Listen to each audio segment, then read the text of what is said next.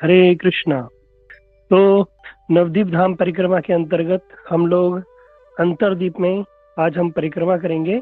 जिस स्थान पे हम जाएंगे उस स्थान का नाम है श्रीवास आंगन। ये जो स्थान है ये महाप्रभु जी का सबसे अत्यंत प्रिय स्थान है। ठीक है, तो सभी लोग ध्यान से श्रवण करना कि क्यों महाप्रभु को, जो भगवान स्वयं भगवान कृष्ण को ये श्रीवास आंगन इतना अत्यंत प्रिय क्यों है। कहते हैं कि भगवान 4 स्थान पर हमेशा विराजमान रहते हैं। ठीक है, आप सभी लोग ध्यान से श्रवण करना। कहते हैं जो भगवान स्वयं महाप्रभु जो भगवान है, श्री गौर गणोदेश दीपिका के अंतर्गत एक ग्रंथ है, उसमें बता रहे हैं कि ये जो श्रीवास है ये कौन है। ये नारद जी हैं। ये और कोई नहीं, नारद जी ही का ही रूप है। तो इनका जो घर था वो क्या था, नारद जी जो श्रीवास जी जो थे ये महाप्रभु जी के घर से 200 मीटर की दूरी पर ही रहते थे, क्योंकि भगवान के शुद्ध भक्त थे। इनको पता चल गया था कि महाप्रभु जी इस स्थान पे आने वाले, इसलिए क्या किया उन्होंने, अपना इस निवास स्थान महाप्रभु जी के निवास स्थान से 200 मीटर की दूरी पर अपना निवास स्थान बनाया। और ये क्या करते थे, जो इनकी पत्नी थी मालिनी देवी, वो क्या करती थी, सची माता के घर में जाती थी। उनसे उनका प्रीतिपूर्वक संबंध था। तो बाल्यकाल से ही ये उनके साथ इनका मिलना जुलना था। तो महाप्रभु को बताते हैं कि 4 स्थान पर हमेशा भगवान जो है हमेशा विराजमान रहते हैं। पहला स्थान बताया सची माता के घर में। सची माता यानी अपनी जो उनकी माता है, महाप्रभु जी की जो मैया है, ये हमेशा वहां पर आपको मिलेंगे। दूसरा स्थान बताया नित्यानंद प्रभु जी के नृत्य में। जो नित्यानंद यानी बलदेव प्रभु जी जब नृत्य करते हैं ना, तो वहां महाप्रभु हमेशा विद्यमान होंगे, हमेशा मिलेंगे। तीसरा बताया श्रीवास आंगन में। ये श्रीवास जो ठाकुर हैं इनके घर में है हमेशा भगवान मिलेंगे। और तीसरा श्री राघव पंडित जो थे इनके घर में। ये 4 स्थान पर स्वयं, ये कौन बता रहा है, स्वयं भगवान कह रहे हैं कि मैं इन 4 स्थान पर नित्य विराजमान रहता हूँ। स्वयं भगवान इस बात को कह रहे हैं, है ना। तो ये 4 स्थान बड़े अत्यंत महत्वपूर्ण है। तो जब भी हम इनके विषय में श्रवण करेंगे तो हम इस बड़े ध्यान पूर्वक सुनेंगे कि ऐसा क्या है, क्यों भगवान ऐसे स्थान पर कह रहे हैं कि मैं हमेशा इस स्थान पर रहता हूँ। तो हम सब लोग चाहते हैं कि भगवान हमारे घर में है ना, हम भगवान और भगवान के भक्तों की हम भी सेवा करें, भगवान हमारे हृदय में आविर्भूत हो। तो ऐसा हम क्या करें कि भगवान भी हमारे घर में आए। और भगवान जिस प्रकार श्रीवास ठाकुर पे, नित्यानंद प्रभु जी, सच्ची माता पे, श्री राघव पंडित पर जो विशेष कृपा की, क्या ऐसी कृपा हम पर भी करेंगे? हाँ, हो सकती है, लेकिन कैसे होगी और कैसे? भगवान कहते हैं कि ये लोग मेरे अत्यंत प्रिय हैं, मैं हमेशा नित्य यहीं विराजमान रहता हूँ। तो ऐसी क्या विशेषता है? तो श्रीवास आंगन के विषय में आज हम लोग श्रवण करेंगे। तो जो परिक्रमा करते करते अंतरद्वीप में, जहाँ पर महाप्रभु जी की जन्म स्थली है योगपीठ मायापुर, उससे सिर्फ 200 मीटर की दूरी पर ही ये श्रीवास आंगन।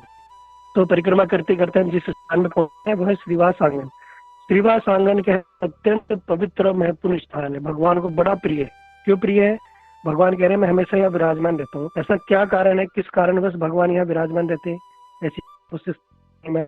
तो बताएं कि जब भगवान अपने इष्ट भक्त श्रीवास, हम लोग पंचतत्व श्री कृष्ण प्रभु नित्यानंद श्री अद्वैत गदाधर श्रीवासादि गौर भक्त वृंद।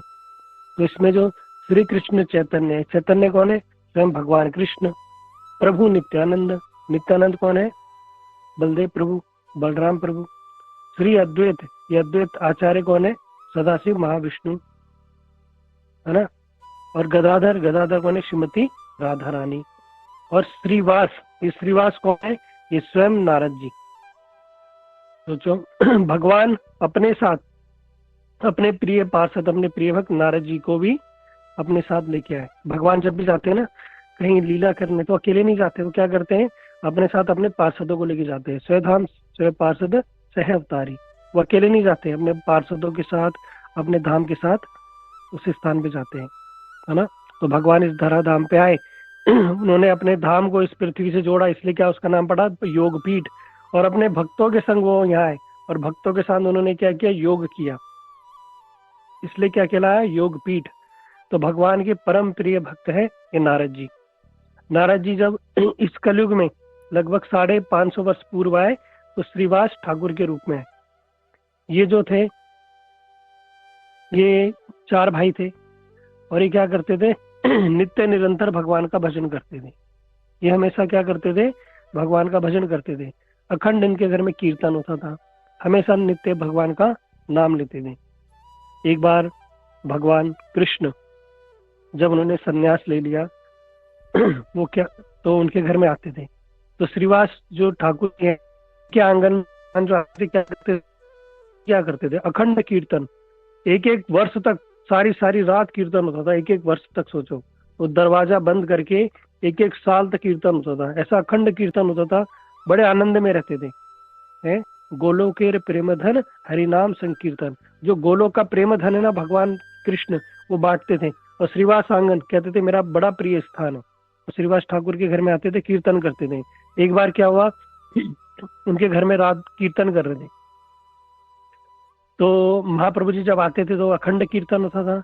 एक दिन महाप्रभु आए और कीर्तन हो रहा था, और उसी दिन क्या हुआ, जो श्रीवास ठाकुर थे उनका जो इकलौता पुत्र था, एक ही पुत्र था, वो क्या हुआ, गुजर गया, उसकी मृत्यु हो गई।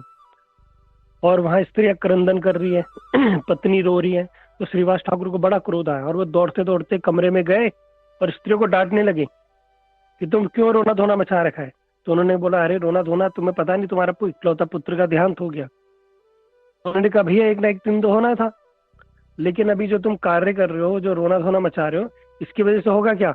अरे बड़े सौभाग्य से स्वयं भगवान कृष्ण हमारे घर में उपस्थित हुए, स्वयं महाप्रभु जी हमारे घर में आए और क्या कर रहे हैं, संकीर्तन हो रहा है। और तुम क्या कर रहे हो तुम्हारे रोने धोने से अगर उनकी कीर्तन में बाधा हुई ना तो अच्छा नहीं होगा।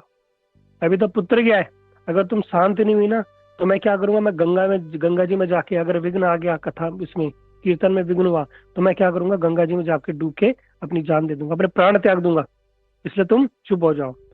अब क्या करें भैया, अभी तो पुत्र गया। श्रीवास ठाकुर जी क्या है, भगवान के प्रिय भक्त हैं, वो जानते हैं कि श्रीवास ठाकुर जी जो कहते हैं वो करके छोड़ेंगे, इसलिए सबकी सब जो स्त्रियां थी, जो उनकी पत्नी थी, वो डर गई और सब शांत हो गई। और उनको शांत करके, और जैसे जैसे कुछ हुआ ही नहीं, साधारण रूप में जैसे कुछ हुआ ही नहीं, और वो कहाँ चले गए, महाप्रभु जी के कीर्तन में पहुंच गए। और वहां जाके फिर तो कीर्तन होने लगा, बड़ा सुंदर वहां अखंड कीर्तन होने लगा। लेकिन महाप्रभु जी भगवान है ना, अंतर्यामी है, क्या उनसे कुछ छुप सकता है। उन्होंने श्रीवास को बुलाया कि श्रीवास कुछ आज आनंद नहीं आ रहा, कुछ आनंद नहीं आ रहा, कुछ हुआ है क्या।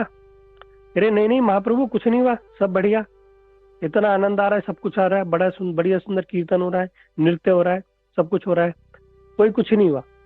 लेकिन श्रीवास देखो कि भगवान के कीर्तन रास में किसी प्रकार का कोई विघ्न ना आ जाए, कुछ नहीं बोल रहे, शांत बैठे हुए, कुछ नहीं बता रहे, कह रहे सब कुछ ठीक है।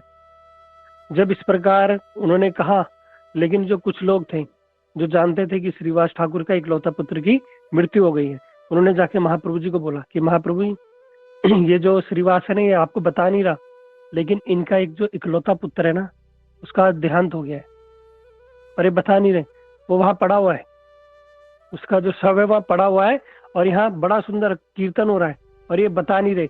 ये बता नहीं इसलिए नहीं बता रहे क्योंकि ये बताएंगे तो होगा क्या, संकीर्तन में भंग हो जाएगा, जो आप कीर्तन कर रहे हो भंग हो जाएगा, विघ्न पड़ जाएगा। इसको विघ्न से बचाने के लिए आपके इस कीर्तन में किसी प्रकार का कोई विघ्न ना आए, तो इसलिए इन्होंने किसी को नहीं बताया और अपनी पत्नियों को डांट दिया, और सब घर की जो स्त्रियों को भी डांटा कि तुम क्या करना, किसी को कुछ मत बोलो और रोना धोना बंद करो।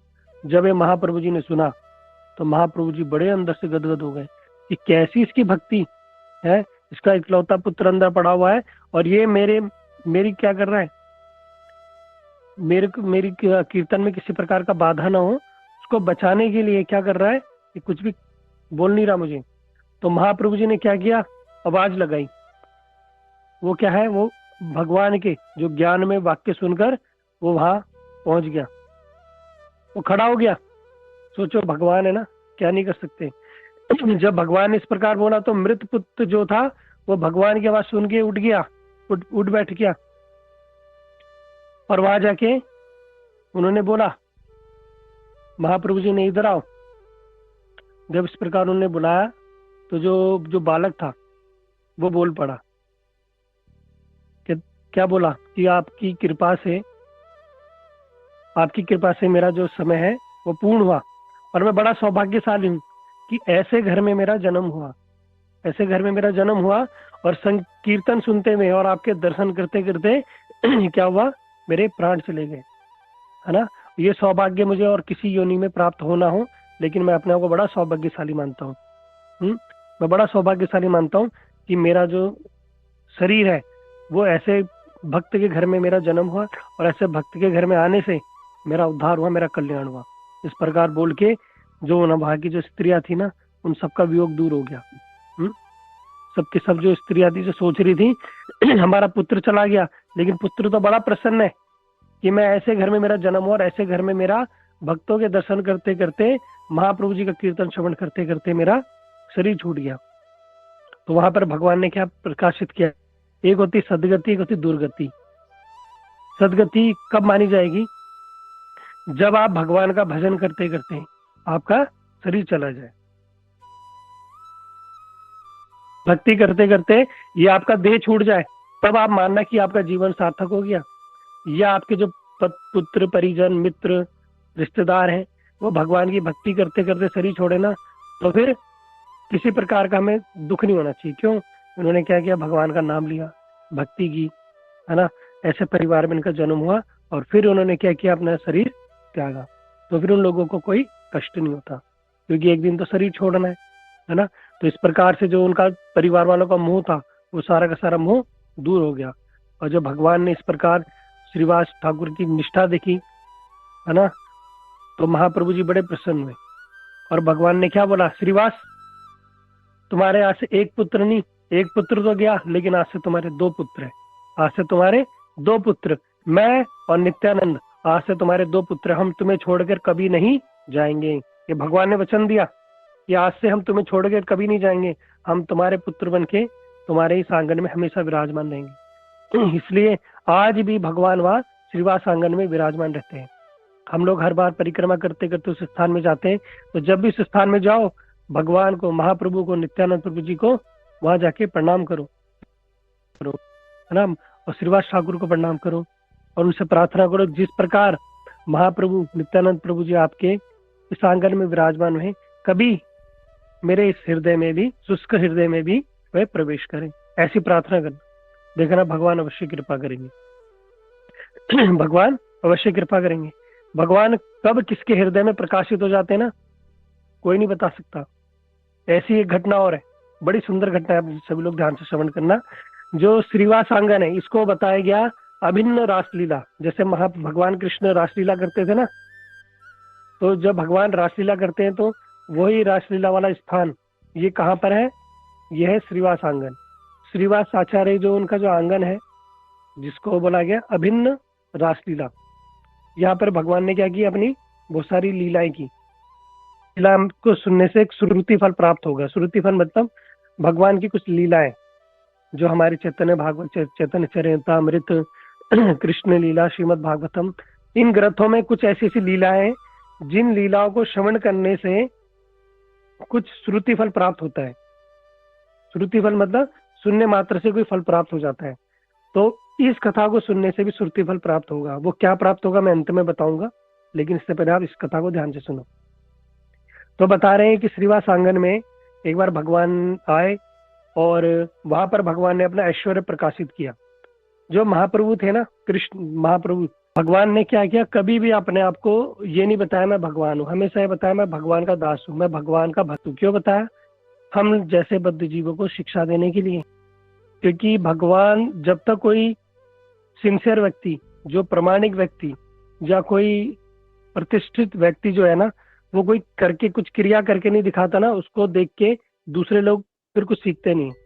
इसलिए आप लोग देखना, कोई व्यक्ति होगा ना, सम्माननीय व्यक्ति होगा, कोई उच्च पद पे व्यक्ति होगा, जब वो कार्य करेगा ना, तो उसको देख के दूसरे भी वो लोग कार्य करेंगे। क्यों, वो उस लोग उसको फॉलो करते हैं। जैसे आप साधारण रूप में आप देखोगे, बड़े बड़े हीरो हीरोइन है, लोग उनको बड़ा प्रेम करते हैं, बड़ा फॉलो करते हैं। वो बोलेंगे भैया Campa Cola P low, Mountain Dew P low, तुम्हारे अंदर एनर्जी आ जाएगी, डर के आगे जीत है तो हम पियेंगे।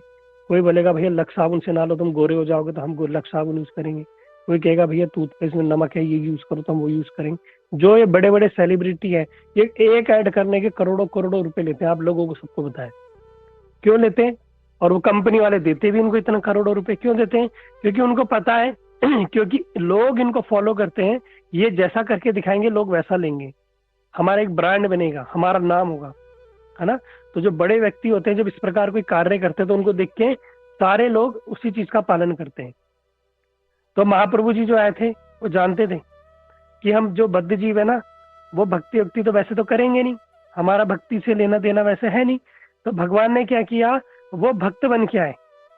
स्वयं भगवान चैतन्य महाप्रभु जो स्वयं कृष्ण है, उन्होंने क्या किया, वो भक्त के रूप में है, भक्तावतार। लेकिन उन्होंने कभी ये नहीं बोला मैं भगवान हूं, लेकिन कहीं कहीं पर उन्होंने प्रकाशित किया, थोड़ा बताना भी था भैया कि मैं ही भगवान हूँ, है ना।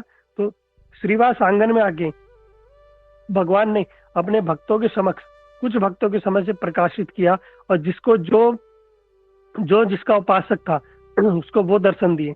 जो नरसिंह देव को मानता था उसको नरसिंह देव के दर्शन दिए, जो नारायण को मानता था उसको नारायण के दर्शन दिए, जो राम को मानता था उसको राम के दर्शन किए दिए भगवान ने। लेकिन बाकी लोगों के सामने वो भक्त बन के रहे। क्यों?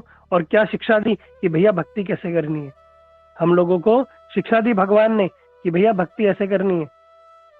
जैसे हमारे श्री भक्तिवेदांत स्वामी प्रभुपाद जी जब वो विदेश में थे, विदेश में जाके उन्होंने पहले जब भगवान कृष्ण का मंदिर खोला, राधा कृष्ण का मंदिर खोला, अब विदेशी लोगों को पता ही नहीं भैया पूजा पाठ करनी कैसे, क्या कैसे पूजा करे, कैसे आरती करे, क्या करे। तो उन्होंने बताया स्वामी महाराज जी ने, भैया सबसे पहले गुरु जी की पूजा होती है। कह रहे भैया गुरु जी की पूजा कैसे होती है, क्या करना है। तो उन्होंने क्या किया, अपने एक शिष्य को आसन में बिठाया। सोचो, उन्होंने अपने एक शिष्य को आसन में बिठाया और उसके चरणों को धोया, है ना, उसकी चरणों को धोया, उसको पुष्पांजलि अर्पित करी, उसको चंदन इत्यादि अर्पित किया, उसको माला पहनाई, उसकी आरती उतारी प्रॉपर, उसका अभिषेक करा। उन्होंने बताया ऐसे की जाती है गुरुदेव की पूजा। अपने शिष्य की पूजा करके बताई, है ना। क्यों बताई? क्योंकि जब वो करके बताएंगे तभी तो शिष्य सीखेंगे कि ऐसे भैया गुरुदेव की पूजा की जाती है ना। तो ठीक इसी प्रकार जो चैतन्य महाप्रभु थे जब इस धराधाम पे आए तो उन्होंने क्या किया, भक्त के रूप में आए, वो भगवान के रूप में नहीं आए, है ना। क्योंकि जगत में आप देखो सब भगवान बैठे बैठे, मैं भगवान, मैं भगवान, मैं भगवान है। लेकिन भगवान भैया, शास्त्र कहते हैं भैया हमारे सारे जो जो भी अवतार हैं सबका वर्णन पहले से शास्त्रों में दिया जा चुका है ना। जो भी इस प्रकार कहता है मैं भगवान हूँ, सब ढोंगी पाखंडी है। लेकिन हमारे जो महाप्रभु है उनके विषय में शास्त्रों में प्रमाणित है, स्वयं भगवान कृष्ण स्वयं भोलेनाथ जिस चीज को प्रमाणित कर रहे हैं। तो जो चैतन्य महाप्रभु आए वो भक्त के अवतार में आए, तो श्रीवास आंगन में आए और एक बार उन्होंने क्या किया, अपनी सबसे बड़ी बड़ी सुंदर एक लीला की, जिसको बोला गया सप्त पहरीय लीला। एक दिन में 8 पहर होते हैं। एक पहर होता है 3 घंटे का, जिससे हम बोलते हैं ना 1 पहर, 2 पहर, 3 पहर, 4 पहर। वैसे एक दिन में होते हैं 8 पहर। 8 = 3 24, है ना। 8 या 24 घंटे होते हैं एक दिन में। तो भगवान ने 21 घंटे तक ये लीला की, जिस लीला को बोला गया सप्त पहरीय लीला।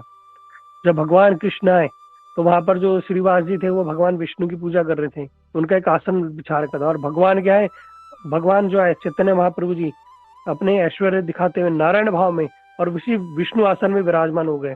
क्योंकि विष्णु आसन में कौन बैठ सकता है, स्वयं विष्णु ही बैठ सकता है और कोई नहीं बैठ सकता।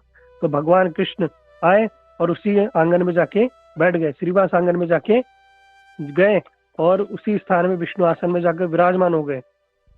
और उनका बड़ा सुंदर वह अभिषेक किया गया। वहां पे क्या गया, उनको अगरूर, चंदन, कर्पूर इत्यादि से उनका पूजन हुआ, पुष्पमाला उनको अर्पित की गई। और क्या किया, बोला अब उनका अभिषेक करो, है ना। स्वयं नित्यानंद प्रभु जी, बलदेव प्रभु जी द्वारा क्या किया, उनका अभिषेक कराया गया। बड़ा सुंदर उनका अभिषेक किया गया। हजारों हजारों कलश लेके आए गए, एक नहीं दो नहीं, हजारों हजारों कलश, दूध, घी, शहद और गंगा जल के कलश ले लाके सारे भक्तों ने बड़ा सुंदर महाप्रभु जी का क्या किया, अभिषेक किया। और यहाँ पर एक बड़ी विशेष बात, जब कलश से अभिषेक हो रहा था ना, तो हम क्या देखते हैं कि जब आप मंदिरों में जाएंगे तो मंदिरों में जब पूजा होती है, जब प्रार्थना होती है, जब अभिषेक होता है, तो देखते हैं सब लोग आते हैं, बड़े बड़े पंडाल लगा रहता है, पंडाल के ऊपर बहुत सारे पुजारी लोग बैठे होते हैं, सब पुजारी पंडे लोग क्या कर रहे हैं, दूध दही घी का अभिषेक कर रहे हैं, कोई चावल ढुला रहा है, कोई मोर पंख ढुला रहा है, कोई आरती कर रहा है, कोई कुछ कर रहा है, कोई कुछ कर रहा है ना। हम सभी लोगों को तो यही चीज दिखाई देती है। तो यहाँ पे क्या है, इस प्रकार से अभिषेक हो रहा था, और अभिषेक हम लोग देखते हैं।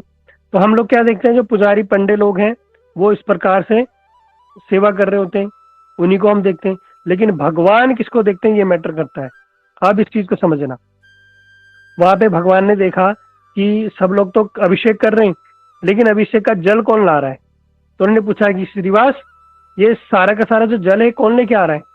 तो श्रीवास ठाकुर जी ने बोला कि महाप्रभु जी, हमारी एक सेविका है, हमारी एक सेखी सेविका है, और वो क्या कर रही है, वही गंगा जी से भर भर के कलश भर भर के ला रही है। वो तो भर भर के ला रही है, और भक्त लोग क्या कर रहे हैं, महाप्रभु के ऊपर डाल रहे हैं, है ना। अरे मेहनत कौन कर रहा है पीछे से, पीछे से कौन कर रहा है, वो सेविका, वो जल भर भर के ला रही है गंगा जल के, और यहाँ भक्त लोग क्या कर रहे हैं, वो महाप्रभु जी के ऊपर उड़ेल दे रहे हैं। लेकिन पीछे कौन कर रहा है भैया, मेन डिपेंड करता है कि पीछे बैकअप कौन है, वो सेवा कौन कर रहा है, वो भी इंपॉर्टेंट है। तो भगवान वो भी देखते हैं। जैसे कि किसी के पति, कहते हैं ना गृहस्थ जीवन में, जब पति सेवा करता है, पति आरती उतार रहा है, भोग लगा रहा है, ये सब कर रहा है, ये तो भगवान देख रहे हैं कि हाँ कर रहा है, लेकिन पीछे भैया इसके है कौन। अरे पति भोग कहाँ से लगाएगा, जब पत्नी भोग बनाएगी तभी तो लगाएगा। पति आरती कैसे उतारेगा, जब पत्नी जब बर्तन वर्तन धोएगी, घर में सामान लाएगी, घी इत्यादि लाएगी, तभी तो होगा। है पति भैया पुष्प दे रहा है, पत्नी लाएगी पुष्प इत्यादि, तभी तो पति करेगा। ये क्या है, पीछे से बैकअप। इसलिए बोला कि गृहस्थ दोनों को मिलके करना पड़ेगा। ऐसा नहीं कि भैया जो लाइमलाइट में आगे दिख रहा है, पंडित ही कर रहा है, पुजारी कर रहा है, पति कर रहा है, भैया उसके पीछे पत्नी का भी हाथ है भैया।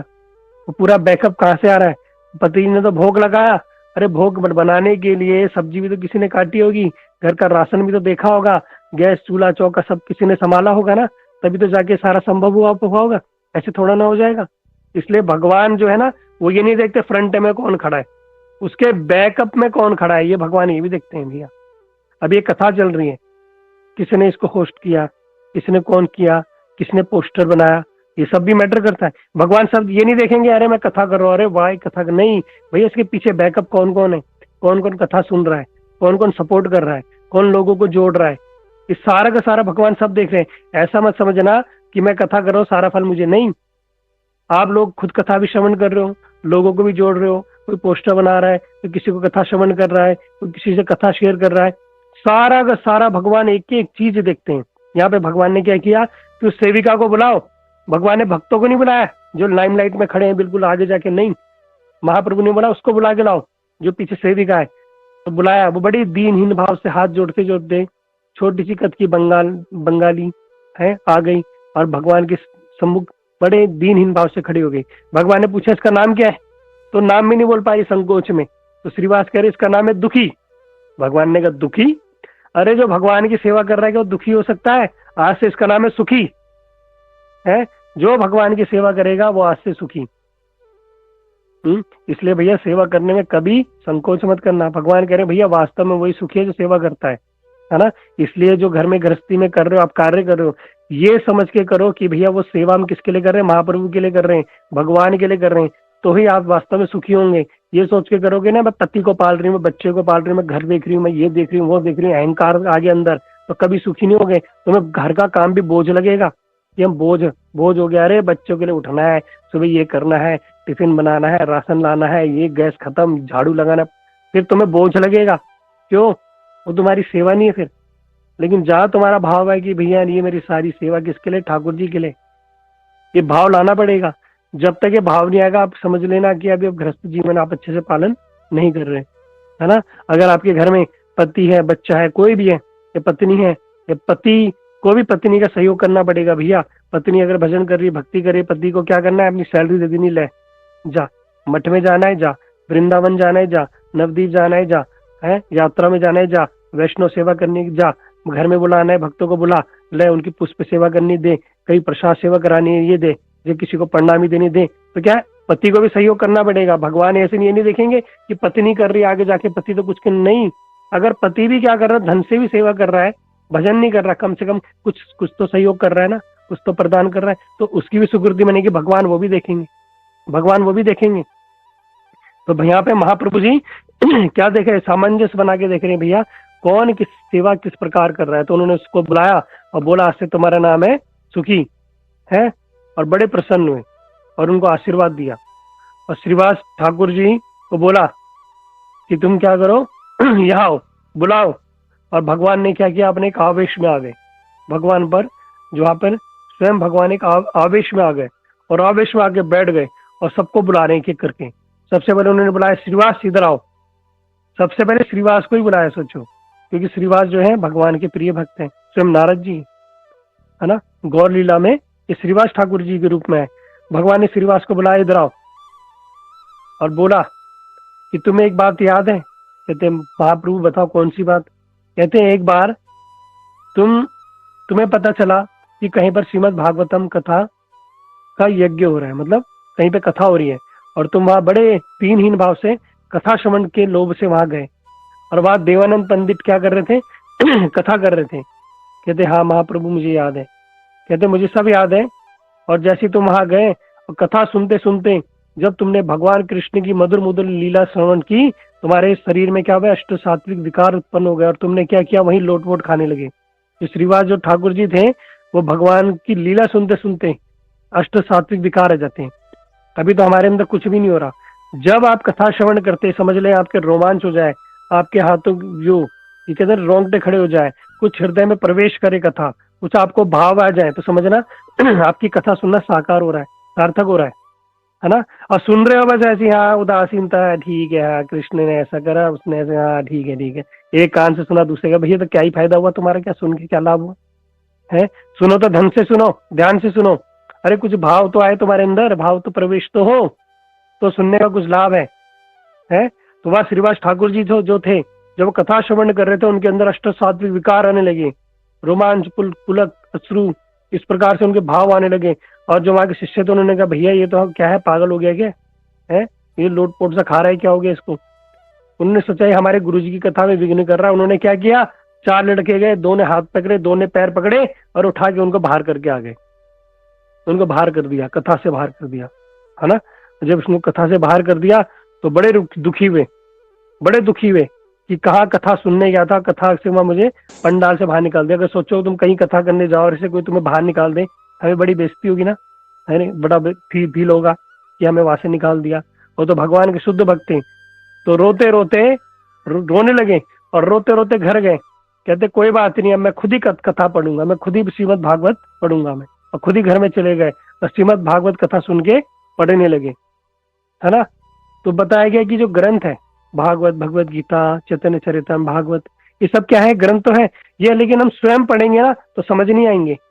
स्वयं अगर हम पढ़ेंगे समझ नहीं आएंगे। जब तक कहते हैं जाओ भागवत पढ़ो, वैष्णव स्थान है, जो ग्रंथ जो भी पढ़नी है, ग्रंथ जो भी पढ़ो, ये क्या करो, वैष्णव के अनुगत्य में करो, शुद्ध वैष्णव के गुरुदेव के अनुगत्य में पढ़ोगे तो ही आपके हृदय में प्रवेश करेंगे, तो ही प्रवेश करेंगे। नहीं तो क्या होगा, बस एक कान से सुनना होगा, दूसरे कान से निकलना हो जाएगा, कुछ बातें रह जाएंगी याद, बस कुछ रहेंगी कुछ नहीं रहेंगी, और उससे जीवन में परिवर्तन आने वाला नहीं आएगा, है ना। तो यहाँ पे क्या है, भगवान कह रहे भैया शुद्ध वैष्णव के जो भजनशील है, जो भक्ति है, गुरुवर्ग है, महाभागवत है, उनके अनुगत्य में आप ग्रंथ पढ़ोगे तो ही आपको कुछ समझ आएगा, तो ही आपका उनके अंदर प्रवेश होगा, वरना सब व्यर्थ हो जाएगा। तो यहाँ पे क्या किया भगवान ने स्वयं कि श्रीवास जब तुम्हें वहां से बाहर निकाल दिया, है ना, कथा सुनने से तुम्हें रोक दिया, और तुम क्या हुआ, तुम्हारा हृदय विदीर्ण हो गया, तुम रोते रोते घर में गए और तुमने घर में जाके भागवत पढ़ना शुरू किया। पता है मैंने क्या किया, मैं उसी समय तुम्हारे हृदय में प्रवेश कर गया, और मैंने तुम्हारा श्रीमद् भागवत के अंदर प्रवेश कराया, स्वयं भगवान ने प्रवेश कराया। मतलब कि जब वो कथा पढ़ने गए तो भगवान इतने अत्यंत दयालु, इतने कृपालु है महाप्रभु, कि उन्होंने देखा रे व्यक्ति भागवत पढ़ना चाह रहा है, इसके अंदर ये भावना है, और रोते रोते उन्होंने ग्रंथ खोला, है ना। वो जानते थे कि हमें समझ आएगा नहीं आएगा, लेकिन उन्हें खोला और पढ़ने लगे, तो स्वयं भगवान क्या उनके हृदय में आविर्भूत हो गए, और भगवान ने क्या किया, उनके हृदय में भक्ति प्रकाशित कर दी। जिस भक्ति को पाने के लिए करोड़ों करोड़ जन्म लग जाते, जन्म जन्म मुनि जतन चक्राई अंत काल रावत आवत है, जिस भक्ति को प्राप्त करने के लिए अनंत कोटि जन्म लग जाते हैं, वो भक्ति सहज में ही, सरल भाव में ही किसके हृदय में, महाप्रभु जी ने प्रकाशित कर दी। बस एक भाव आया कि मैं क्या करूंगा, भागवत पढ़ूंगा, है ना, बस इतना भाव।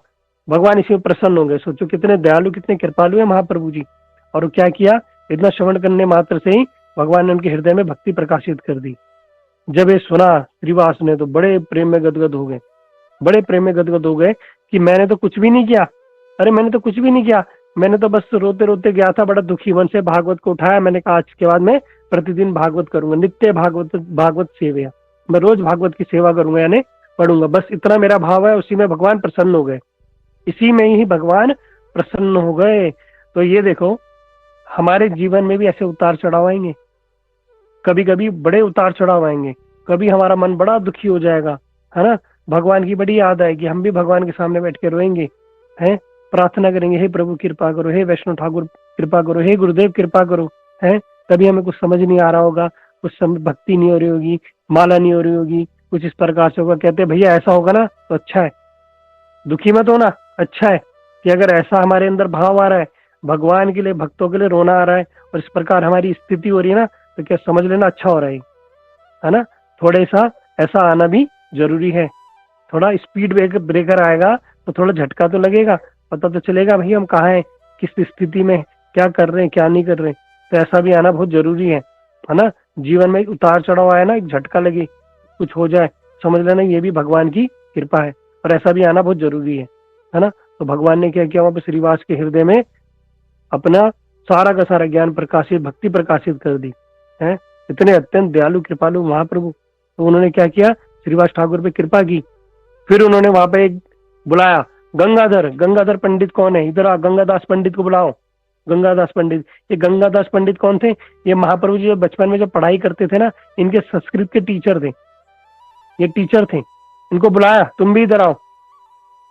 कहते तुम्हें याद है एक बार क्या हुआ था कि जब तुम्हारे ऊपर मुसलमानों ने आक्रमण कर दिया था, सब जगह मुसलमानों ने कब्जा कर लिया था, वो क्या कर रहे थे, हिंदू लोगों की जो माताएं बेटियों को पकड़ पकड़ के ले जा रहे थे। ये पहले से क्रूर थे, ये भगवान के समय से ही ऐसे क्रूर रहे, है ना। ये सब क्या शुक्राचार्य के वंशज है ना, सब असुर हैं।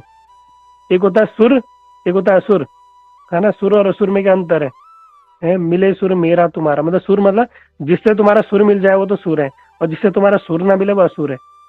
ऐसा नहीं कि असुर जो होते हैं उनके सींग हो गए, दांत बाहर निकले हैं, काले पीले हो गए हैं, दंत मंजन नहीं किया, बाल बिखरे हुए हैं, काले भूत से, नहीं, वो दिखने में भी ऐसे ही होंगे, साधारण सुंदर होंगे।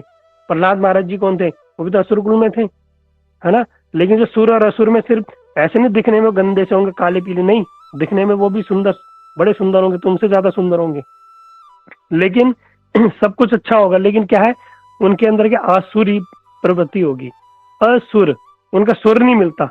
सुर नहीं मिलता मतलब वो भगवान से उनका कुछ सुर नहीं मिलता, इसलिए वो क्या कहलाते हैं, असुर, बेसुर, है ना। लेकिन जिनसे भगवान का सुर मिल जाते हैं सुर है ना। तो इस प्रकार जो थे वह पहले भी थे असुर प्रवृत्ति के लोग। उन्होंने क्या किया, गंगादास पंडित के ऊपर हमला कर दिया, और गंगादास पंडित भाग रहे हैं, अपने पत्नी बच्चे को लेके भाग रहे हैं, और भगवान का याद कर रहे हैं, हे प्रभु रक्षा करो, है, हे प्रभु रक्षमाम रक्षमाम, हमारी कृपा करो, कृपा करो, हमारी रक्षा करो। और भागते भागते गंगा जी के तट पे पहुंच गए। गंगा जी के तट पे पहुंच गए तो सारे के सारे जब मुसलमानों ने आक्रमण किया, मार रहे पीट रहे, तो सब भाग गए नाविक। और गंगादास जो पंडित हैं, भगवान कह रहे हैं कि तुम वहां पे क्या प्रार्थना कर रहे थे कि कोई हमें बस एक बार नाव पार करा दे, कोई नाविक मिल जाए। तो तभी ये पता है तुम्हारे पास एक नाविक आया ना, कहते हाँ महाप्रभु जी एक नाविक आया था, है। और उस नाविक ने क्या किया, तुम और तुम्हारे परिवार को बिठा के क्या किया, नदी पार कराई। गंगादास पंडित जी ने कहा हाँ प्रभु मुझे याद है, मुझे नाद पार करें। भगवान ने पता वो कौन था, वो मैं ही था, अरे मैं ही था, मैं ही नाविक बन के आया था। इतने अत्यंत दयालु कृपालु भगवान, सोचो वो अपने भक्त के लिए नाविक बन के आ गए हैं, और अपने भक्त और अपने भक्त के परिवार की रक्षा करने के लिए क्या किया, उन्होंने उनको बिठा के नाव से पार कराया। ऐसे अत्यंत दयालु कृपालु भगवान है। बता रहे वहीं पे बैठ के कि मैंने ऐसी कृपा की। फिर बुलाया खोला भाई सिरदर को कि मैंने तुम पे कैसे कृपा की है। फिर मुरारी गुप्त जो स्वयं हनुमान जी थे उनको बुलाया, मैंने तुम पे किस कृपा की। हरिदास ठाकुर को बुलाया। हरिदास ठाकुर हम लोगों ने परसों श्रवण किया ना, ब्रह्मा जी ने अंतरद्वीप में आके प्रार्थना की प्रभु से, हे महाप्रभु क्या करो, आप मुझे यवन कुल में जन्म दो। मैं ब्रह्म पद में पहुंच गया था, मेरे अंदर बड़ा अभिमान हो गया था, मैं ब्रह्मा हूँ, है ना।